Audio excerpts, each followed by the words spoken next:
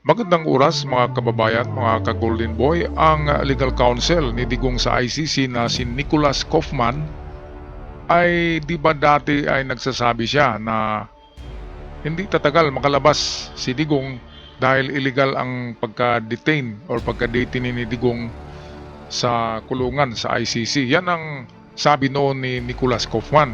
Kaya positibong positibo, masaya kaagad si Sara Duterte at ang mga DDS.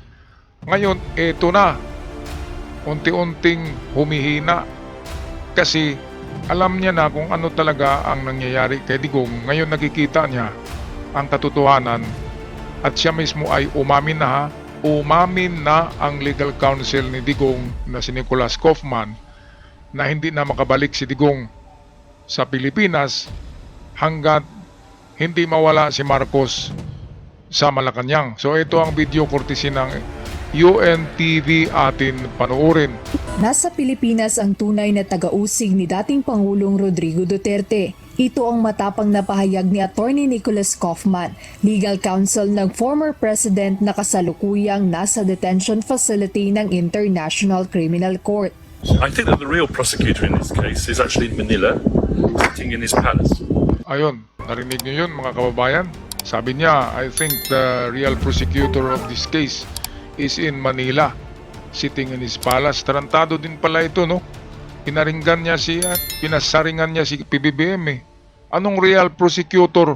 Hindi ba niya nakita na mayroong totoong prosecutor diyan sa ICC, di ba? Kasama pa nga niya noon eh.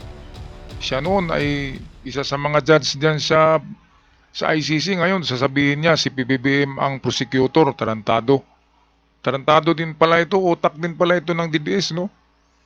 Alam niya ang prosecutor sa ICC ay nariyan. Yun nga si Niang at yung isa na umalis ay si Karim, yung kalbo na puti, Karim ang pangalan.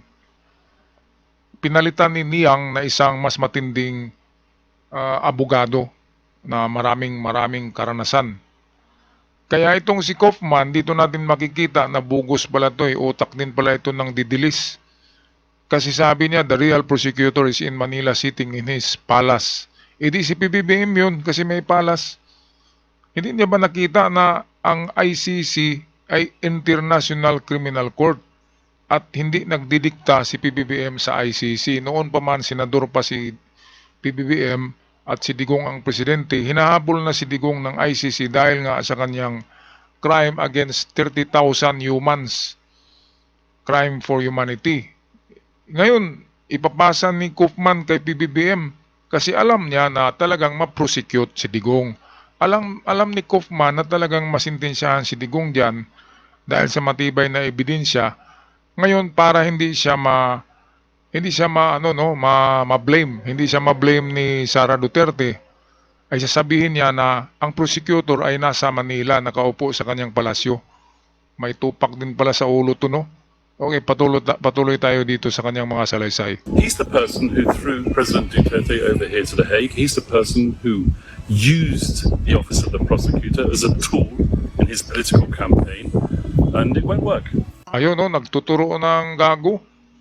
Si PBBM daw, hindi niya binanggit na PBBM, pero sabi niya yung taong nakaupo sa palasyo.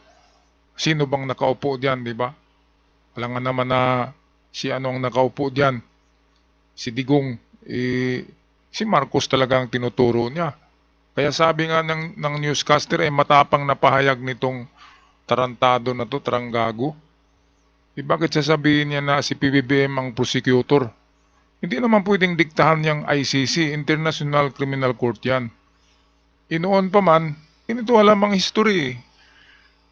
Hindi niya alam ang history. Hindi pa presidente si PBBM. Si PBBM, hindi pa presidente noon ay pinaghahabol na si Digong ng ICC at walang kinalaman doon si PBBM. Kaya hanggang ngayon ay ang role lamang ng palasyo ay pumirma para dakpin o hulihin si Digong dito. Pero wala nang pakialam diyan si PBBM sa prosecution diyan sa ICC kasi meron namang mga sariling utak yan, merong sariling batas na tinatawag na Rome Statute ang ICC at hindi yan batas ng Pilipinas. Taranggago pala tong si Kaufman, no?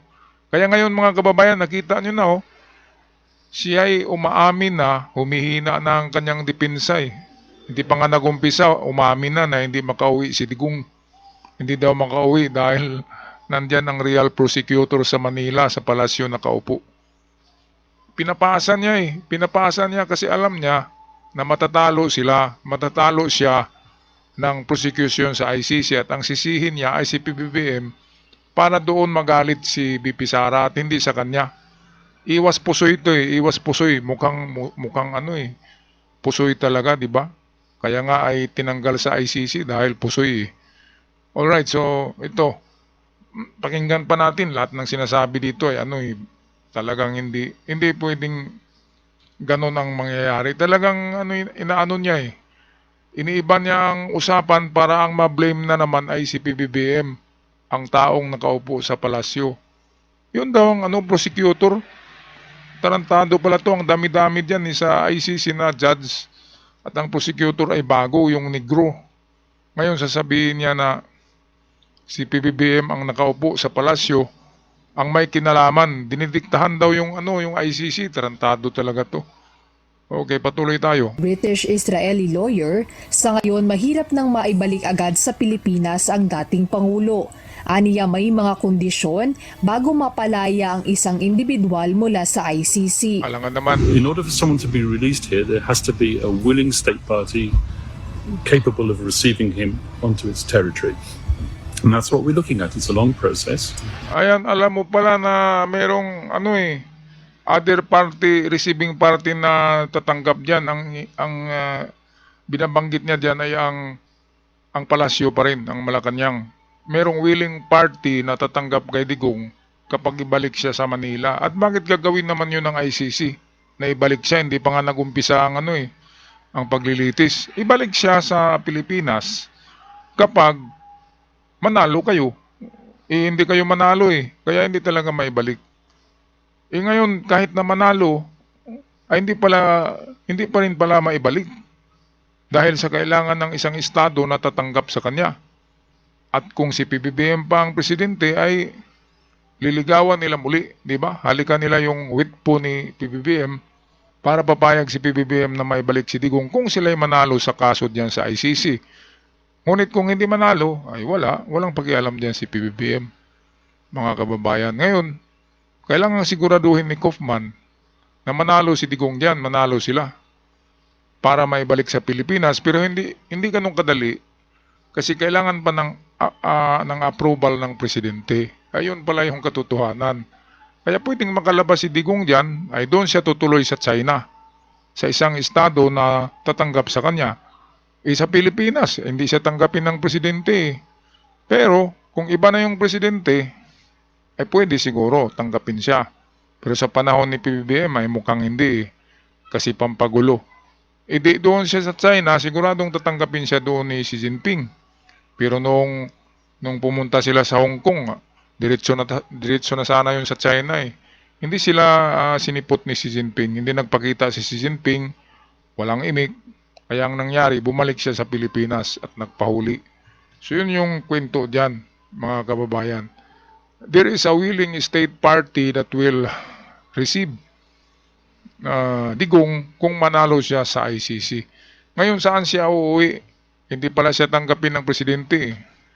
Kaya ngayon pa lamang dapat liligawan na ni BP Sara si PBBM. Magpakabait siya, di ba? Para maawa si PBBM, tanggapin ang pagbalik ni Digong. Kung manalo sa kaso. Pero kung hindi manalo, doon na yan diretso sa kulungan sa Sweden, yung mas malamig doon na prison cell, maximum prison na yun. Doon na yun. Si Digong hindi yung babalik sa Pilipinas. Itong si Kaufman kasi hindi niya pinapaliwanag. Akala niya kahit matalo si Digong ay makabalik sa Pilipinas. Hindi sa Pilipinas ang tuloy ni Digong, kundi sa maximum prison cell diyan sa Sweden. Yun ang sinasabi. Sa Sweden daw Alangan naman na sa Siberia, di ba? Sa Sweden yan. Sigurado, mga kababayan. Okay, patuloy tayo sa balita. Courtesy ng UN TV. It's something which requires a certain degree of diplomacy. Samantalang maituturing aniyang protest vote ang resulta ng katatapos na halalan. People miss the point.